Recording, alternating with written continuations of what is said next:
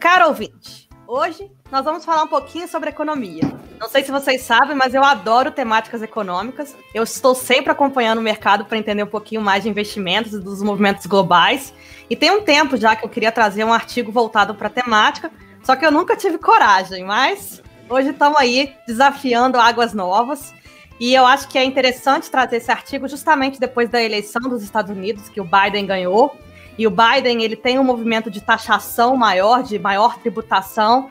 E Gil e Fábio, o que vocês acharam da vitória do candidato e o que vocês estão esperando aí para a política internacional? Bom, Bela, a política internacional dos democratas ela sempre foi mais expansionista, né, mais imperialista, mais no sentido de se impor no mercado mundial, diferente da política republicana que tende às vezes a se fechar mais. Então a gente deve ver uma presença dos Estados Unidos em assuntos internacionais muito maior do que foi agora com o Donald Trump. Olá, Bela, olá, Gil, ouvinte.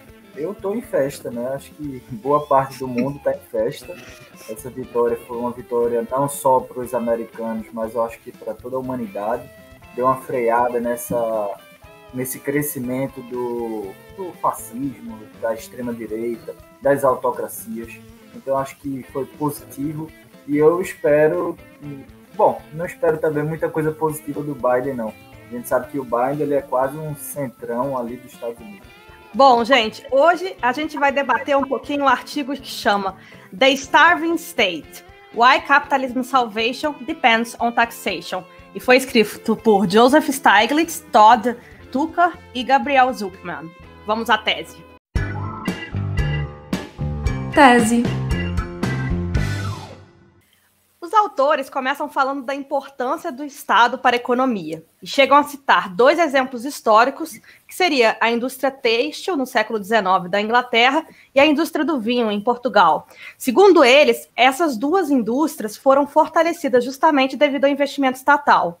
A tese, na verdade, deles é que para o capitalismo funcionar bem, é necessário que haja uma intervenção do Estado. E essa intervenção ela é muito importante para que os cidadãos tenham acesso à saúde, à educação e que a própria infraestrutura receba investimentos.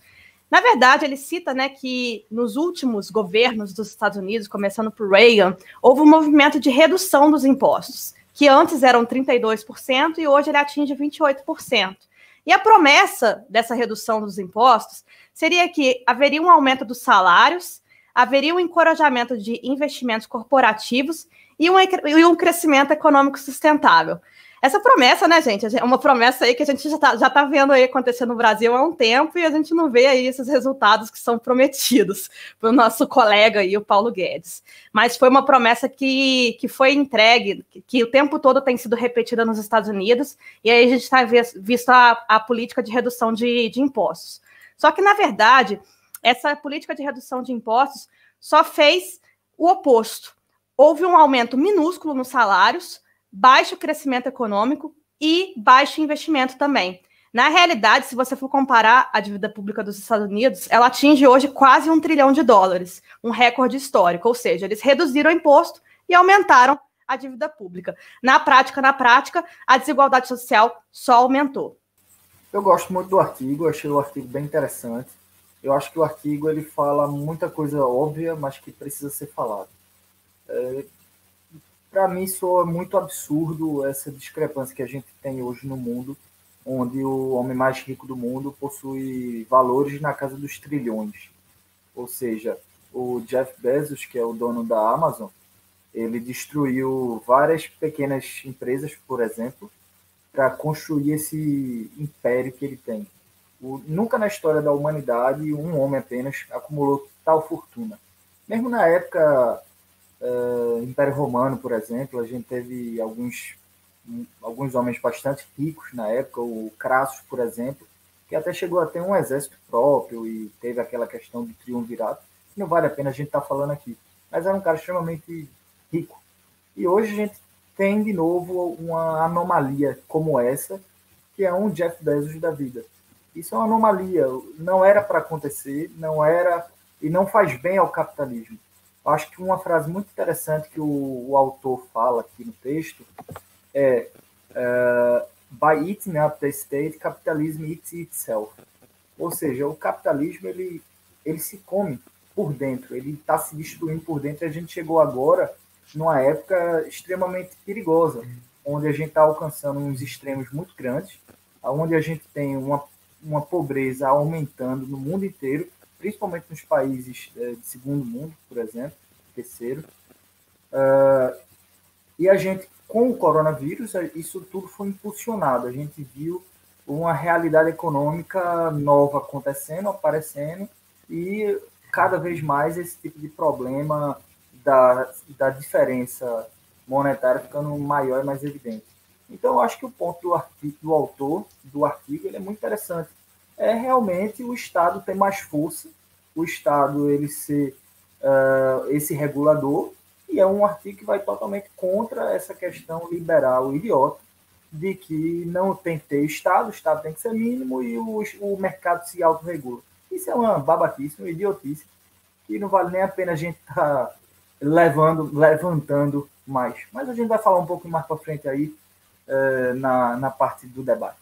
Bom, Bela, o Joseph Stiglitz, né, um dos autores desse artigo, uma pessoa já famosa na economia, e ele é um keynesiano, né? Por que um keynesiano? Porque ele tem uma inspiração nas teses dele do economista inglês, o John Maynard Keynes, que era um dos principais defensores da tese da participação do Estado na economia, do Estado como um agente indutor das políticas econômicas.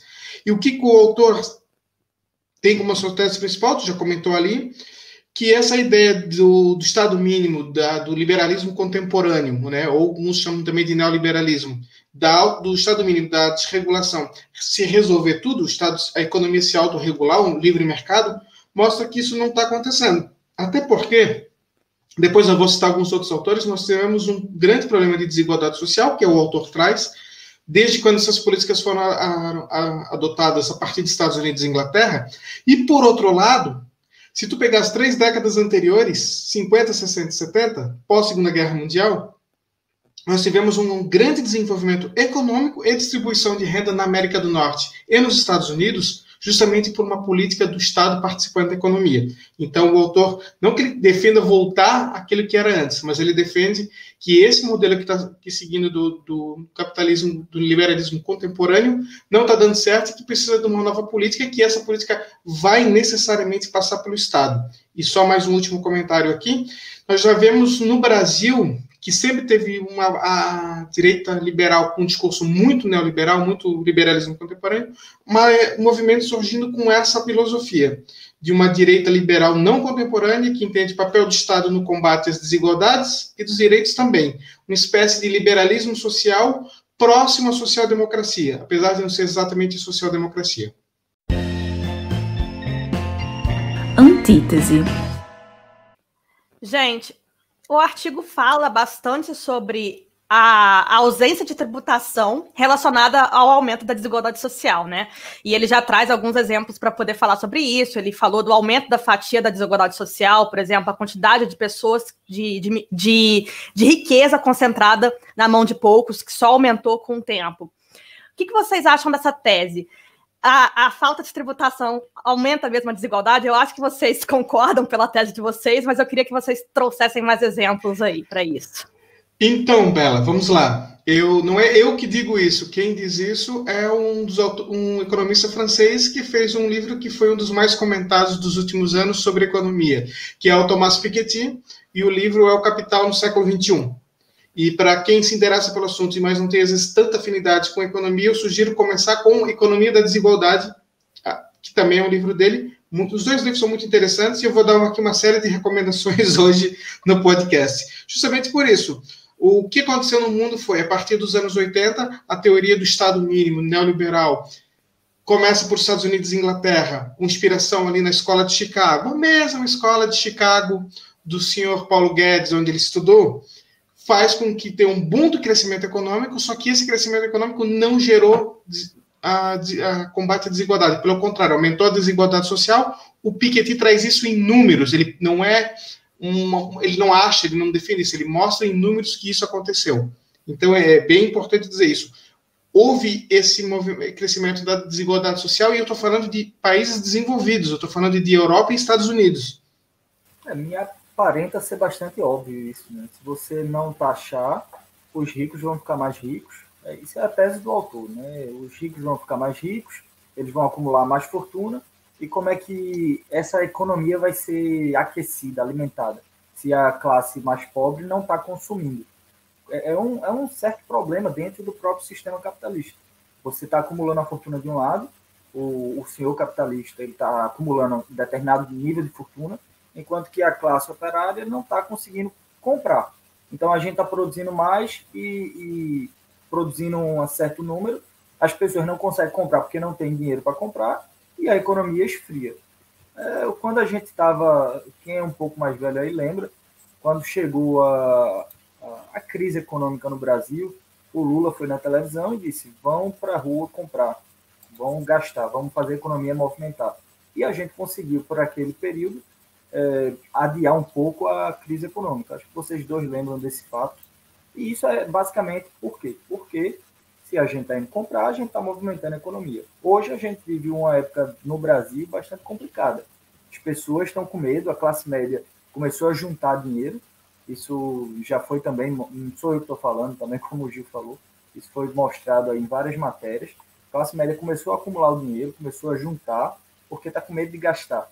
Fazendo isso, a economia começou a esfriar. Claro que o doutor Paulo Guedes aí tenta fazer alguma coisa ou outra para tentar movimentar. Teve essa questão aí da nota de R$200, que até agora eu não entendi.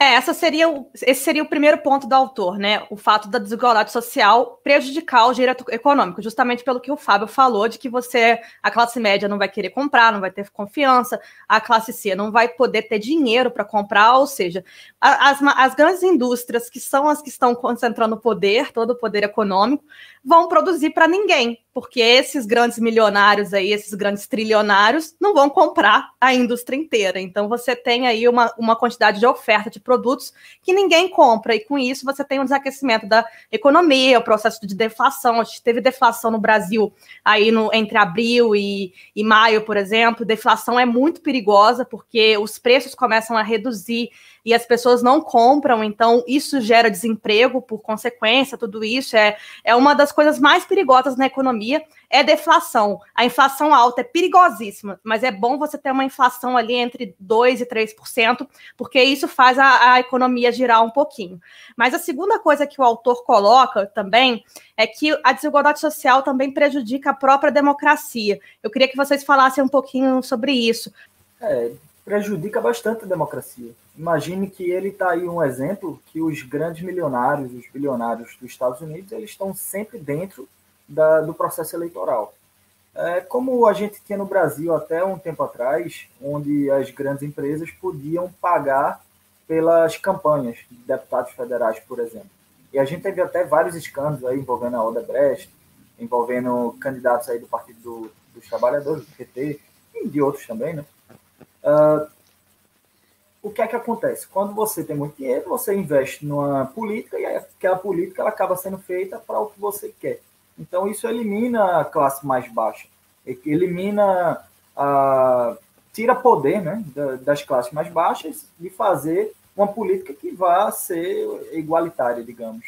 Então, é óbvio, se você tem pessoas cada vez mais ricas, e essas pessoas cada vez mais ricas têm mais poder e mais influência na política, é óbvio que a gente vai começar a viver um sistema extremamente antidemocrático. Democracia é quando todo mundo tem um poder igual, ou deveria ser assim, e não é o que está acontecendo, e já vem há um tempo dentro dessa linha.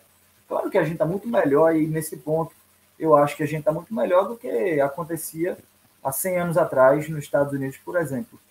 Hoje ainda tem esse tipo de grandes famílias nos Estados Unidos controlando a política, mas eu acho que está muito melhor. A desigualdade social e a crise econômica na Alemanha gerou o nazismo. Não que seja só isso, mas com certeza foi um fator decisivo para o partido extremista assumir o poder.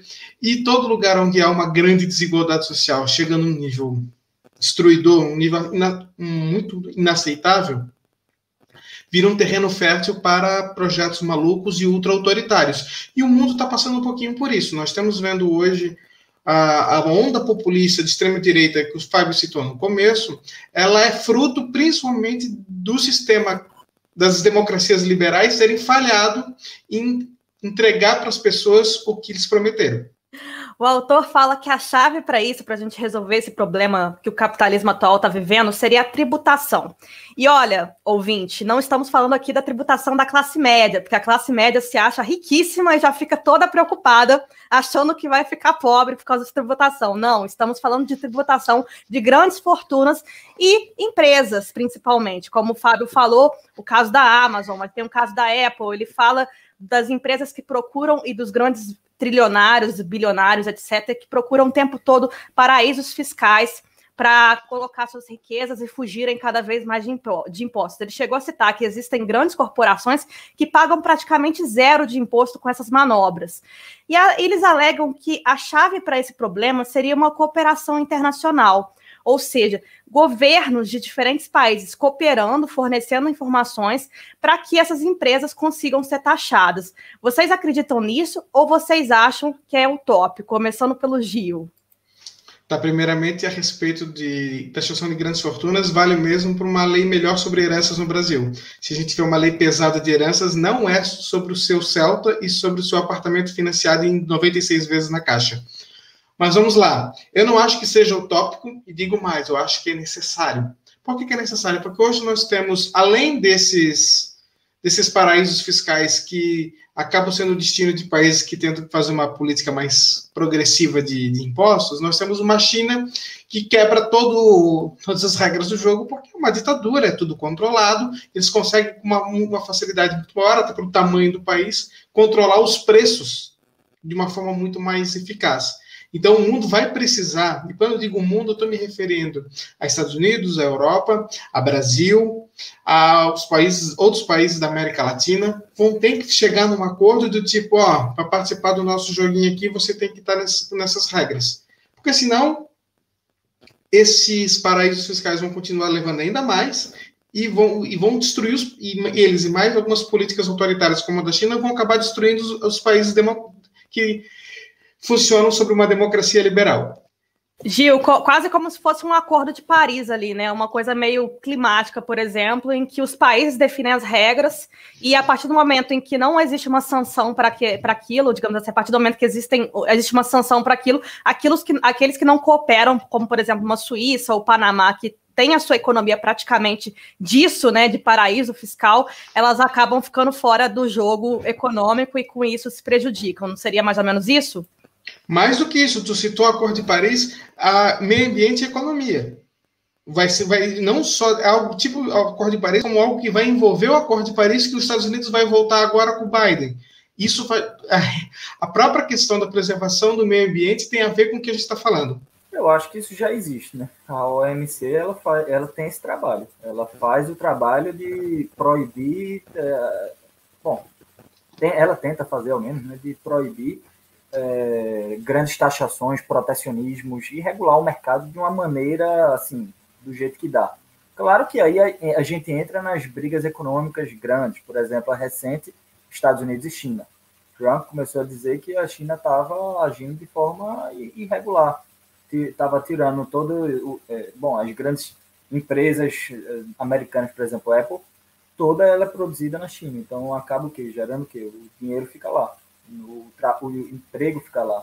E todas essas outras coisas que Trump falava um monte de maluquice, mas em algum momento ali nessa briga, nessa quebra de braço, China e Estados Unidos, eu não diria nem que foi exatamente o Trump, até porque eu acredito, e muitos outros cientistas políticos têm falado isso, e economistas, que essa briga Estados Unidos e China vai continuar mesmo com o Biden na presidência.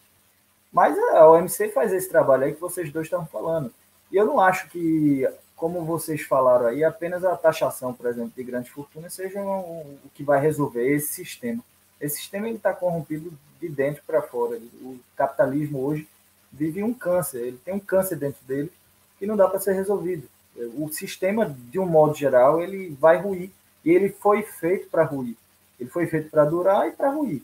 É o que o Karl Marx dizia, a crise dos ciclos do capitalismo.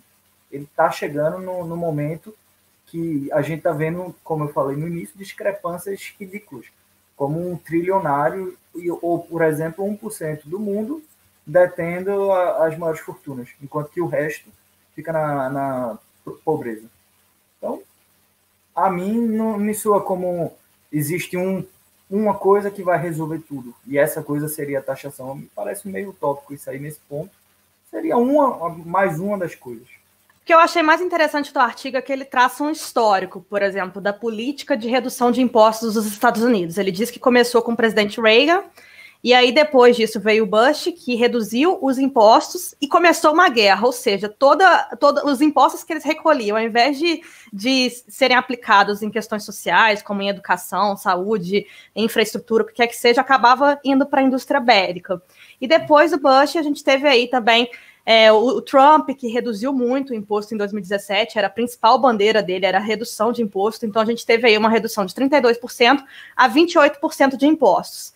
E agora a gente vê aí um candidato democrata, como eu falei no início do programa, ganhando as eleições, o Biden. Vocês acham que a população norte-americana finalmente está acordando para o fato de que esse discurso neoliberal de o capitalismo se regulando, a mão invisível, etc., ele não funciona? O que vocês acham disso? Começando pelo Gil. Bom, Bela, eu acho que não que eles tenham acordado para isso, mas uma coisa é fato. Primeiro, vou dar uma dica aqui mais uma dica agora de documentário Trabalho Interno, ou em inglês Inside Job, que fala sobre a crise de 2008 e como a crise de 2008 foi construída e como o sistema foi salvar as pessoas que não deveriam ser salvas, e sim empresas. O mesmo documentário mostra que essa política de liberal contemporânea, iniciada no governo Reagan, permaneceu no governo Clinton, permaneceu no governo Bush, permaneceu no governo Obama e permaneceu no governo Trump. Tem pessoas que são, desde o governo Reagan, é a mesma equipe, é a mesma filosofia econômica. Então a gente tem que tomar um pouquinho de cuidado com isso. Agora, uma coisa é fato. A crise de 2008 derrubou totalmente o Partido Republicano e fez os Estados Unidos eleger pela primeira vez um negro. Isso é muito relevante. Mas o Obama, nos seus 8 anos, conseguiu melhorar a economia americana? Sim. Conseguiu melhorar o desemprego? Sim. Mas não conseguiu trazer de volta para o trabalhador médio americano a qualidade de vida que ele já teve no passado. Tanto que onde é que o Partido Democrata perdeu as eleições de 2016? Em estados industriais, Pensilvânia, Michigan, Wisconsin, por exemplo, estados que agora voltaram para os democratas porque o Trump, mesmo dizendo que ia trazer os empregos de volta e que ia fazer Make America Great Again, não fez isso, ele não fez America Great Again. Ele não conseguiu também resolver o problema dessas pessoas. E vou dizer mais, se os democratas não conseguirem resolver o problema do trabalhador médio, ele não quer saber se é liberalismo, se é socialismo, ele quer que seja resolvido o seu problema econômico. E se esse pessoal não for atendido, os partidos republicanos, o republicano volta em 2024, talvez com alguém ainda mais maluco do que o Trump. Eu acho que é por aí mesmo. Concordo aí com o Gil. E você vê aí, todo dia, né? Você vai aí do lado de fora aí na rua, conversa com as pessoas que estão passando aí na rua. Vê se as pessoas estão preocupadas com, sei lá, algumas coisas que às vezes a gente dentro da academia fica muito preocupado, né? Não, as pessoas estão preocupadas se vão ter pão e carne para comer, se vai ter arroz com feijão, se vai ter farinha no prato. Ninguém está preocupado se Bolsonaro, por exemplo, aí, trazendo para o Brasil, exemplo, se Bolsonaro falou que a Globo, que a imprensa, que não sei o quê. Não, o povo não está aí para isso. O povo está aí para... Tem comida para comer? Quanto é que está o preço do arroz?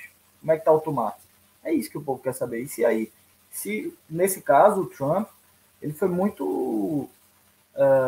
ele vinha bem fazendo uma política econômica até positiva.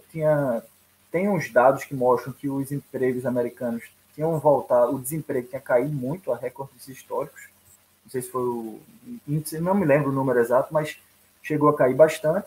Mas, infelizmente, né, para o mundo todo veio aí a questão do coronavírus. E a resposta americana foi muito fraca. Foi muito fraca ao que todo mundo esperava, né? O mundo inteiro esperava uma liderança americana, e não houve essa liderança. Então foi aí que o Trump realmente se acabou. E não só aí, né? Várias outras maluquices que ele falou durante esses 4 anos acabaram com ele, mas realmente a questão econômica quebrou os Estados Unidos por conta aí desse coronavírus e das indústrias fechadas. Bom, não só os Estados Unidos acreditou nesse discurso aí neoliberal de que taxação é ruim para a economia, etc., o Brasil também acredita bastante nisso. A gente vê aí uma classe média, às vezes, defendendo, achando legal reforma administrativa, reforma trabalhista, porque isso vai gerar mais emprego, vai melhorar a situação econômica, e etc. Já vi várias pessoas defendendo esse discurso aí da classe média. Por que vocês acham que esse discurso neoliberal é tão comprado assim? Mesmo tão repetidamente se mostrando que ele não funciona na prática? Porque o sonho do oprimido é ser opressor. Não, mas falando sério, porque é muito fácil, é um argumento fácil de falar. Vamos cada um se trabalhar forte e muito e vai ser rico, milionário e tal, e eu não quero ter minha fortuna taxada. Ou, às vezes o cara não tem nada, às vezes o cara tem, sei lá, até tem dinheiro, tipo, sei lá, tem um Corolla, um apartamento bom. Se juntar toda a fortuna do cara, o cara tem aí uns 2, 3 milhões. E esse cara acha que ele é milionário, esse cara acha que ele está dentro dos 1%. E aí quando vem assim, olha, e tem muita gente nesse caso no Brasil. A gente acha aí que o Brasil é um país que tem poucos, mas tem muitos milionários. E aí, principalmente na classe média. E aí a gente vê, falar, vamos taxar essa fortuna, e o cara acha que vai taxar ele. Às vezes ele nem entende, e às vezes até vai realmente taxar ele, mas aí o cara diz, mas eu não sobrevivo, o Brasil tem muito imposto, e a gente também escuta muito isso, o Brasil tem muito imposto, se eu pagar todo o imposto, eu quebro. E se eu quebrar, eu vou demitir funcionário. Entende? Então, esse tipo de argumento, quando você fala, é muito fácil você escutar, é muito fácil você falar. Mas no papel mesmo não faz sentido algum. Bom, Bela, eu discordo. Eu acho que o povo brasileiro, no geral, ele não compra, não. Se ele comprasse, o Amoedo seria o presidente e não o Bolsonaro. Se ele comprasse, o PSDB não teria perdido 4 eleições seguidas, mesmo com toda a decadência do PT nos últimos governos. O que aconteceu em 2016 é que teve, sim, tu tens uma parte da classe média, que é essa que o Fábio falou, que acha que é rica, né? Que acha que é rico e que quer manter essa segregação social. Mas isso não é a maioria da população. Eu discordo que isso seja a maioria da população. E essa galera da segregação votou no Bolsonaro porque o Bolsonaro tinha um discurso também antipobre, tinha o Paulo Guedes, que é a personificação do antipobre, mas muita gente votou simplesmente por raiva ao PT, por uma questão da segurança pública que era realmente complicada no Brasil, é ainda complicada, mas eu não vejo esse discurso. Eu acho que o discurso neoliberal ele está muito presente na imprensa brasileira e alguns setores da classe média e de influenciadores das redes sociais, mas no dia a dia não é por aí, não. Síntese. Bom, eu concordei com o artigo, achei ele muito interessante, gostei bastante do argumento do autor, e eu acho que é um artigo bem legal para quem quiser saber um pouquinho mais sobre economia. Ele está em inglês, sei que nem todo mundo consegue ler inglês, mas quem tiver a possibilidade de ler esse artigo, eu indico a leitura, porque foi um artigo que não foi publicado em revista acadêmica, foi publicado em uma revista comum mesmo, então está bem acessível para a população leiga, tanto que a gente mesmo aqui do Dialécticas conseguiu entender, nenhum de nós somos formados em economia e conhece do assunto tão profundamente assim, mas foi um podcast bem interessante, porque é sempre importante debater desigualdade social, que aumenta no mundo inteiro, e não só no Brasil, né? E está cada vez mais evidente que a gente precisa de políticas econômicas cada vez mais igualitárias, com políticas públicas de distribuição de renda e etc. E volto a dizer nessa minha síntese, assim como falei na síntese do episódio anterior, votem direitinho, as eleições municipais estão chegando aí, então aproveitem esses dialéticas aí que estão discutindo sobre assuntos políticos para refletirem sobre os candidatos de vocês e sobre o que vocês querem para a cidade de vocês. Por minha síntese, eu vou repetir que a ascensão da extrema-direita no mundo nos últimos anos é fruto principalmente das democracias liberais não conseguirem entregar para a população o que elas prometeram com as suas políticas. E isso ocorre muito devido a essa ilusão de que o mercado desregulado, o capitalismo puro e selvagem vai trazer prosperidade a todos. Isso é uma utopia. E digo mais que já tinha dito também que ali depois da Segunda Guerra Mundial, a Europa começou a investir muito forte na questão social, teve uma participação muito forte do Estado na economia, isso continua até hoje, e se criou o welfare state, né, o Estado de bem-estar social, essas políticas que dão dignidade para todos, e isso também gerou desenvolvimento econômico. Óbvio que esse modelo que vigorou na Europa e nos Estados Unidos, nessas décadas de 50, 60, 70, ele acabou se esgotando nos anos 70, e por isso que deu espaço para esse neoliberalismo a partir do Reagan e da Thatcher. Porém, nós tivemos já em 2008 uma crise causada por essa política, nós tivemos todo esse aumento da desigualdade, a volta de uma extrema-direita, agora um coronavírus, tudo dizendo, o Estado tem que voltar a ser participante da economia. Se as democracias liberais continuarem insistindo nessa política, que não precisa fazer isso, nós vamos ter mais desigualdade, mais problema, e vai aparecer mais malucos, talvez malucos mais perigosos ainda para as democracias. Aí eu pergunto, será que a gente vai precisar de mais uma guerra para entender que as ideias da escola austríaca, eu já li Friedrich Hayek, essas ideias da escola austríaca são utópicas, muito mais utópicas do que o anarquismo, do que o comunismo. Bom, em síntese, eu acredito que o artigo está muito bem escrito, está muito acadêmico, está bem fácil de entender, como a Bela falou. Nós que não somos economistas, nós entendemos e podemos trazer esse debate. Eu acho que o artigo está interessante, o artigo traz uma ideia muito central. O artigo ele não é contra o capitalismo, tá? Se você aí até agora não entendeu esse ponto, nenhum de nós três aqui somos exatamente contra o capitalismo, mas somos principalmente contra o que o capitalismo é hoje, essa anomalia que existe hoje. Isso não era para estar acontecendo, e é mais ou menos o que o artigo finaliza na conclusão, o autor falando disso, que os estados ele tem que ter a sua parte desse lucro. E para isso tem que existir a taxação. Um estado forte, taxando as grandes fortunas, vai ter mais dinheiro, com esse dinheiro dessas taxas, ele vai dar um bem-estar maior aos seus cidadãos. É mais ou menos o que o Giovanni falou agora.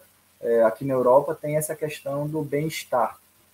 Isso a União Europeia ela tenta massificar bastante e trazer bastante para os seus Estados-membros. Aqui em Portugal, há pouco tempo atrás, a gente teve também uma crise e a Troika tentou fazer e montar uma organização melhor do modelo econômico que eles estavam vivendo aqui. Alguns discordam, alguns concordam. O que é fato é que foi feito um trabalho em cima disso, vindo da União Europeia. Então, eu acho que o artigo é muito interessante, o artigo é bem positivo, e eu não sei exatamente, eu não poderia dizer nunca que isso seria realmente a solução, apenas essa taxação. Eu acho que apenas do jeito que está, não está certo. E eu acho que você, ouvinte que está escutando, concorda comigo. Autor da semana.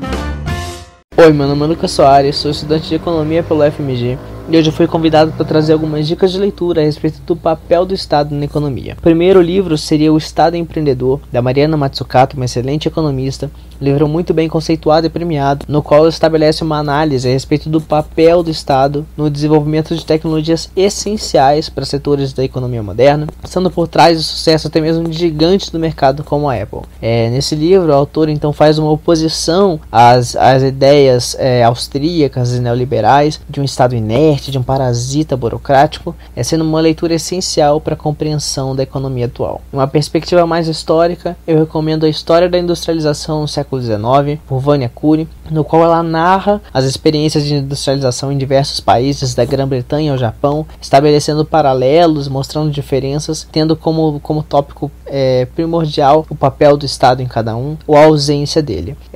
E de um ponto de vista mais clássico, recomendo Capitalismo, Socialismo e Democracia, uma das obras mais importantes da carreira de Schumpeter, no qual ele demonstra seu ceticismo a respeito da eficiência, ou até mesmo da existência de uma concorrência perfeita, e no seu lugar desenvolve a tese das práticas monopolistas, que segundo Schumpeter conferem o real dinamismo da economia capitalista, e o qual depende em grande parte da ação do Estado para se manter. Por hoje é só. Valeu, gente! Bom, gente, muito obrigada pela discussão. Adorei o episódio. Eu acho que foi um episódio belíssimo. O nosso podcast, infelizmente, vai chegando ao fim, mas semana que vem temos mais. Obrigada, Gil, pela sua participação. Eu queria, então, recomendar um podcast chamado Praia dos Ossos, da Rádio Novelo, que é a mesma produtora dos podcasts da revista Piauí. Conta sobre o assassinato de uma mulher nos anos 70 pelo namorado, Ângela Diniz, pelo namorado, que era conhecido como Doca Street. E a Branca Viana, que é a jornalista que comanda o podcast, ela fez uma pesquisa de quase 2 anos e resgatou todo o assunto e mostra como é essa cultura do machismo e da violência contra a mulher no Brasil. São 8 episódios, é um podcast maravilhoso e quem se interessou por esse assunto deve ouvir. Ah, legal. Obrigada, Gil, pela recomendação. Vou com certeza colocar aí na minha lista, que eu não conhecia. Mas, Fábio, conta pra gente, qual vai ser o tema? Bom, vamos trazer aí um artigo chamado Electoral College Bias and the 2020 President Election. Ou seja, é um artigo para a gente falar exatamente sobre esse colégio eleitoral americano, sobre a metodologia que eles adotaram lá nos Estados Unidos na eleição. Isso aí vai ser interessante porque nos últimos dias a gente viu muitos brasileiros, o mundo inteiro, né, na verdade, parou para ver a contagem de votos e saber quem é o novo presidente dos Estados Unidos. Eu acho que é interessante a gente abordar essa questão também de uma forma acadêmica. Então é isso aí que a gente vai trazer. Obrigado pelo debate, Gil, obrigado, Bela, e até a semana que vem, ouvinte. E breaking news, saiu então o resultado final da votação em Nevada de 2016. Não, tô brincando. Bom, gente, o Dialéticas vai chegando ao fim. É uma produção independente, produzida por brasileiros doutorandos em comunicação na Universidade da Beira Interior, Portugal, e na Johannes Gutenberg, na Alemanha. Roteiro, gravação e edição, distribuição e gestão das redes sociais são divididos entre nós 3 integrantes do projeto. Você pode deixar a sua opinião nas nossas redes sociais, @dialéticas, tanto no Instagram quanto no Twitter, ou por e-mail, podcast@dialéticas.com. Para quem não sabe, você também pode nos assistir. Então, assine aí a nosso YouTube e veja lá o nosso rostinho bonito, porque a gente também gosta de se exibir um pouquinho. Mas, enfim, siga a gente no seu tocador de podcast favorito e até semana que vem. Beijos!